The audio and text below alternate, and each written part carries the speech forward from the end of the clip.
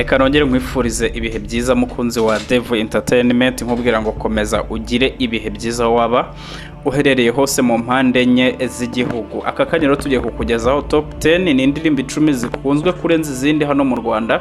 Izi rero zikaba n'indirimbo ziba zarasohowe mu minsi 30 ishize cyangwa se mu kwezi guherutse.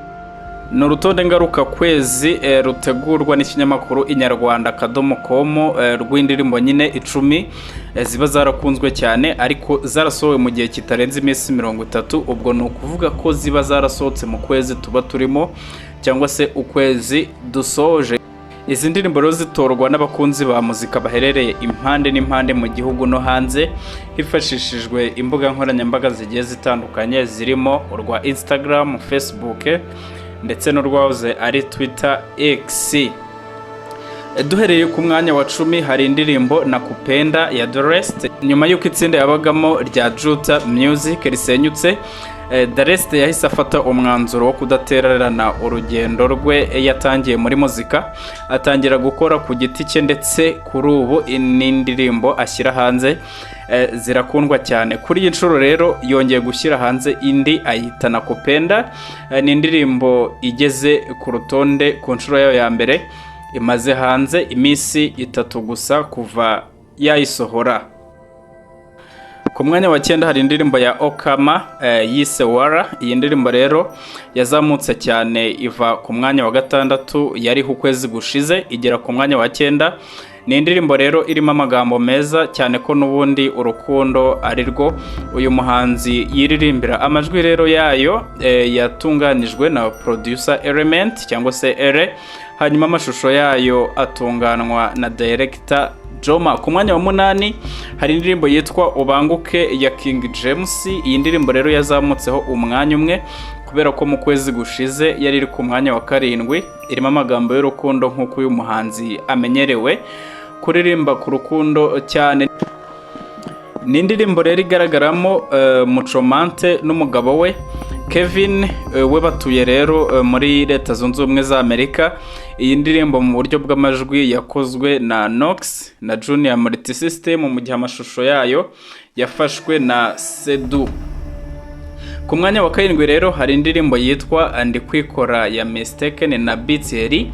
Iyi ndirimbo rero yaje ku mwanya wa 7 ku rutonde rw'indirimbo 10 zikunzwe cyane mu Rwanda.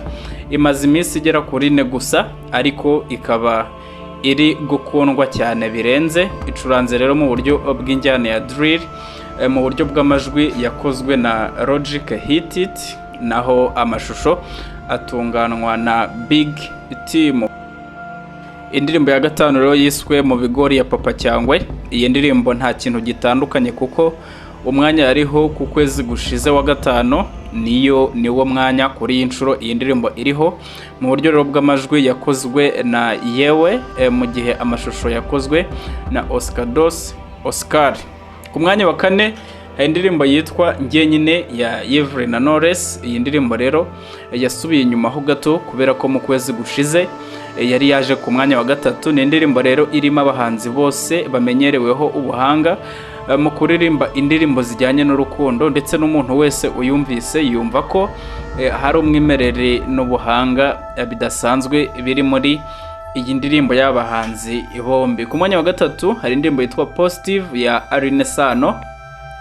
Iyi ndirimbo rero Positive ya Aline Sano kuri iyi nshuro yipakuruye izindi ndirimbo nkeya igera ku mwanya wa 3 mu kwezi gushize.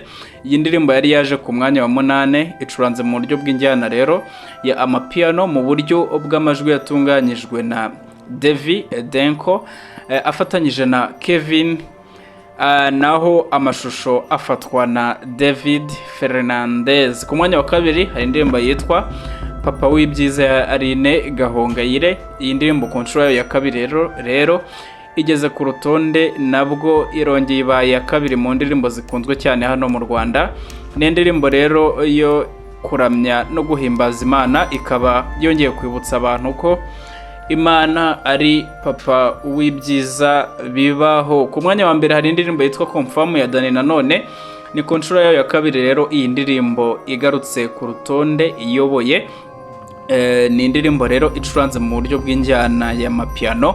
Confirm ni indirimbo rero yakorewe muri studio ya Country Record, ikorwa mu buryo bw'amajwi na Prince Kizi, hanyuma mu buryo bw'amashusho ikorwa na Faizo Pro. Izi ndirimbo rero zose tumaze kugira po 10, umuhanzi Nanone akomeje kwerekana ko yagarutse mu muziki akenewe cyane, ukurikije uburyo indirimbo ye ikomeje kurusha izindi gukundwa hano mu Rwanda. Reka mubwire ngo ibiganiro byacu nakagaruka, utarakora subscribe nakubwira ngo ikintu cyo gihe, kugira ngo utajya ucikanwa n'ibiganiro tugenda tukugezaho umunsi ku munsi.